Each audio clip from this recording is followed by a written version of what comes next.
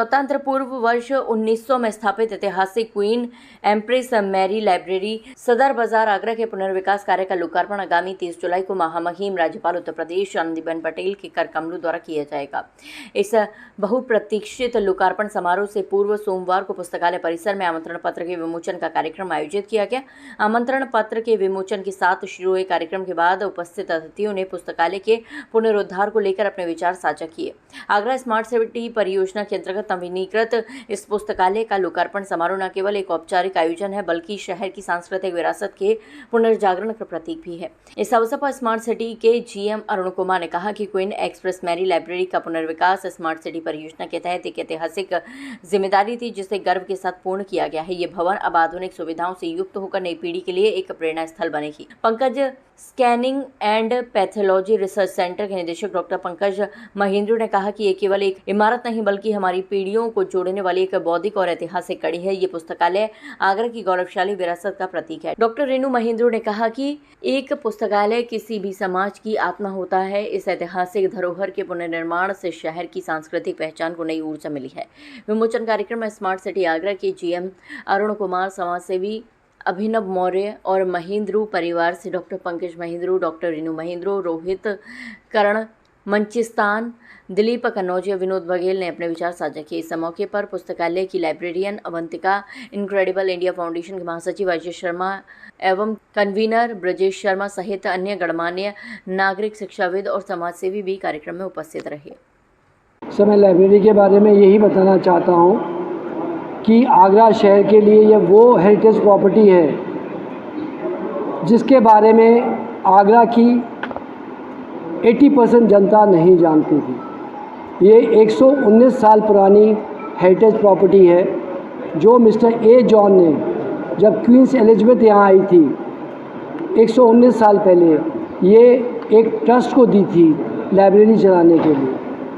वो ट्रस्ट में basically Christian लोग थे जो इसको चलाते थे लाइब्रेरी, और धीरे धीरे गवर्नमेंट ने इसमें एक कमेटी बना दी इस ट्रस्ट में जिसके चेयरमैन कमिश्नर साहब हैं, जिसके मेंबर्स हैं डिस्ट्रिक्ट जज, उनका रिप्रेजेंटेटिव डीएम या उनका रिप्रेजेंटेटिव और सिटी मजिस्ट्रेट, और इनवाइटी में समाज के सारे अच्छे लोग बुलाए जाते थे, सोसाइटी के, आर्मी के लोग बुलाए जाते थे, कैंटोनमेंट के लोग बुलाए जाते थे, और ये लाइब्रेरी कई वर्ष तक चली। लेकिन आप भी जानते हैं जैसे कि इंसान की एज है 80 साल की, 70 साल की और 100 साल की, इस प्रॉपर्टी की भी 70-80 साल बाद हालात इतनी ख़राब हो गए कि यहाँ पे पूरी बिल्डिंग का डैमेज हो गया और खंडर बन गया, और जो यहाँ क्रिश्चियन इसको चला रहे थे वो भी, उनकी भी डेथ हो गई। फिर इस लाइब्रेरी कमेटी ने काफ़ी कोशिश करी कि यहाँ पे कुछ किया जाए। कई कमिश्नर आए चले गए, लेकिन पिछली बार ऋतु महेश्वरी मैडम जो कमिश्नर आगरा थी उन्होंने ठान लिया कि मैं यहाँ पे इस लाइब्रेरी का रीजनरेशन करूँगी। तो उन्होंने CSR से, HDFC से 3 करोड़ 25 लाख रुपया लिया और यहाँ पे बिना कोई चेंज ऑफ कंस्ट्रक्शन में इसका पूरा रिपेयर कराया, यहाँ AC लगवाए और यहाँ पे किताबें दी। अब इसके बाद इन्होंने इसका टेंडर किया कि कोई लाइब्रेरी चला दे, लेकिन कोई सामने नहीं आया। आगरा शहर से कोई भी सम्मानित आदमी सामने नहीं आया। इसके बाद फिर ये हुआ कि इसका कैसे चलाया जाए, तो ये विचार हुआ क्यों नहीं इसको PP मॉडल में चलाया जाए। इसी दौरान मेरी डॉटर इन लॉ जो डॉक्टर सांची महेंद्रू जो लिट क्लब की मेंबर हैं, उनके मन में आया कि क्यों नहीं हम इसको नो प्रॉफिट नो लॉस पे चलाएं। जब उनको अप्रोच किया लाइब्रेरी कमेटी को और स्मार्ट सिटी को, तो उन्होंने कहा हम इसको ऐसे नहीं दे सकते, हम एक टेंडर करेंगे। उन्होंने इस टेंडर को 2 बार किया जिसमें बुक स्टॉल था, कैफ़े था और बाकी चीज़ें थी जो मैं आपको पहले बता चुका हूँ। ये इसका ऑपरेशन जो है ये काफ़ी दिनों से बंद पड़ा था पैसों की कमी की वजह से। फिर DC मैडम के निर्देशानुसार इसे रेनोवेट किया गया है लगभग 3.25 करोड़ के खर्चे से। तभी हमें ये एहसास हुआ ये लाइब्रेरी चल नहीं पा रहा है, क्योंकि ये सेल्फ सस्टेनेबल नहीं है, इसका खर्चा आ नहीं पा रहा है। अब रील्स के ज़माने में लोग बैठ कर के किताबें कम पढ़ते हैं। अब लोगों के पास, हर किसी के पास इंटरनेट उपलब्ध है, ज़्यादातर लोग अपने घरों में पढ़ाई कर लेते हैं। तो लाइब्रेरी का जो कल्चर है ये डे बाय डे ख़त्म होता जा रहा है। हम आगरा में अगर देखते हैं तो सिर्फ 2 ही लाइब्रेरी है, एक ये लाइब्रेरी है, एक पालीवाल पार्क में सेंट जॉन्स लाइब्रेरी। तो फिर इसे सेल्फ सस्टेनेबल, इसका खर्चा वहन करने के लिए हमने इसमें फिर टेंडर आउट किया। इसमें कुछ चीज़ें हमने मोनेटाइज़ करी है।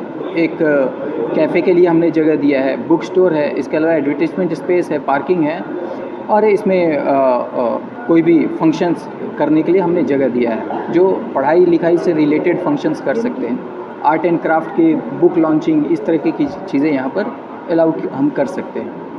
तो इन सब चीज़ को ध्यान में रखते हुए इसे मोनेटाइज़ किया गया है। अभी इसका जितना खर्चा होता है, इतना खर्चा, इतने पैसे हमें आ जाते हैं। तो ये लाइब्रेरी आज के डेट में सेल्फ सस्टेनेबल है। तो हमें उम्मीद है कि आगे हम रहे न रहे, हमारी डिपार्टमेंट इसे ऑपरेट करे या ना करे, ये फ्यूचर में भी ऐसे ऑपरेट होता रहेगा और लोगों को इससे सहायता मिलेगी। देखिए, हमको सबको समझना पड़ेगा एक चीज़ कि हमको सबको ये समझना पड़ेगा कि लाइब्रेरी किसके लिए है। लाइब्रेरी एक यंगस्टर के लिए है, एक जगह है जहाँ पे आराम से बैठ के वो अपनी स्टडी कर सकता है। और इसको आज की डेट में चलाना और इसको प्रमोट करना कोई आसान काम नहीं है। मतलब I am so thankful to Pankaj pathologist and the team, जिन्होंने एक काम उठाया है। तो हमारा जुड़ना भी एक बहुत ज़रूरी था इसमें, कि हम अपना कल्चर को प्रमोट करके आगे बढ़ाएं। ये एक ऐसा जगह है जहाँ पे आपके पास लॉन्स हैं, सब कुछ है। आप सोचिए हम लोग क्या ऑर्गेनाइज़ करने का सोच रहे हैं इसमें, कि हम यूनिवर्सिटी और कॉलेजेस को ला करके यहाँ पे उनकी डिबेट कॉम्पिटिशन्स करवाएं, अवेयरनेस कराएं, जहाँ से उनको पता लगे कुछ आगे बढ़ने के लिए अगर आराम से बैठ के कुछ स्टडी करनी हो तो यहाँ बैठ के कर सकते हैं, यहाँ प्रोग्राम्स हों। और हम सब चाहते हैं कि आप लोग भी जुड़ करके इसको प्रमोट करें, ताकि ये जगह जो है वो खिल के बाहर आए। और दूसरा ये चीज़ मैं बताना चाह रहा हूँ कि जो मंचिस्तान हमारा ब्रांड है, इसके जितने प्रॉफिट्स हैं वो भी इसी लाइब्रेरी को आगे बढ़ावा करने के लिए, कोई बच्चे हैं जो अपने पढ़ाई को अफोर्ड नहीं कर सकते हैं, उसको कोशिश करें कि उसको कैसे प्रमोट कर सकें, तो वो सारा है। तो it is a social cause.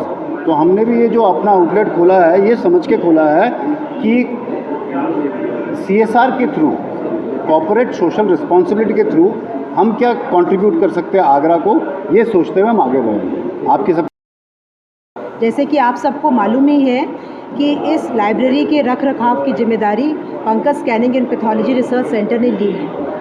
तो उसके नाते मैं आप सबको बताना चाहती हूँ कि डॉक्टर साहब ने आपको लाइब्रेरी की पूरी हिस्ट्री बताई दी है और इसका किस तरह से इसका ऑपरेशन होगा। अब ये है कि आप लोग एज अ पत्रकार, आप लोग का दायित्व बन जाता है कि आप उसको इतनी पब्लिसिटी कीजिए कि जनरल पब्लिक को मालूम चले कि इतनी अच्छी जगह। आप अभी इस समय तो आज छुट्टी है, मतलब छुट्टी का माहौल है, जिसे रोज़ के दिनों में बच्चे यहाँ पर आते हैं, देख के इतना अच्छा लगता है, इतना माहौल अच्छा है उनके पढ़ने के लिए। किसी कंपटीशन की तैयारी करनी है तो शांति से बैठ के आराम से वो पढ़ सकते हैं। यहाँ पर अंदर सारे रूम्स बने हुए हैं, जैसे ई लाइब्रेरी है, तो उसके साथ इतनी सारी बुक्स को वो ज्वाइन कर सकते हैं। जो कि बुक्स खरीद नहीं सकते तो ई बुक्स को बैठ के पढ़ सकते हैं। बहुत अच्छा माहौल है, कंप्यूटर्स हैं, तो इसकी फैसिलिटी को अवेल कर सकते हैं। और इसका जो चार्जेस रखे हैं गवर्नमेंट ने वो बहुत कम है, 1000 एक साल की। तो आई थिंक वो तो बहुत ही न्यूनतम रेट है। और साथ में यहाँ पर हमारे पास बाहर गार्डन है, तो उस गार्डन में जैसे एक्टिविटीज़, जैसे कोई भी लिटरेचर से संबंधित कोई कल्चरल एक्टिविटी, से किसी की बुक लॉन्च करनी है, किसी को कोई कल्चरल इवेंट करना है, तो वो यहाँ पर कर सकते हैं। बहुत अच्छा माहौल है। और यहाँ पे जितना भी खाना है वो पूरा वेजिटेरियन है, क्योंकि ये एजुकेशन हब है। तो कोई अल्कोहल नहीं है, कोई स्मोकिंग नहीं है, कोई नॉन वेजिटेरियन नहीं है, सब कुछ सात्विक है। तो हम चाहते हैं ये प्रमोट हो, ये नया कॉन्सेप्ट है आगरा के लिए। तो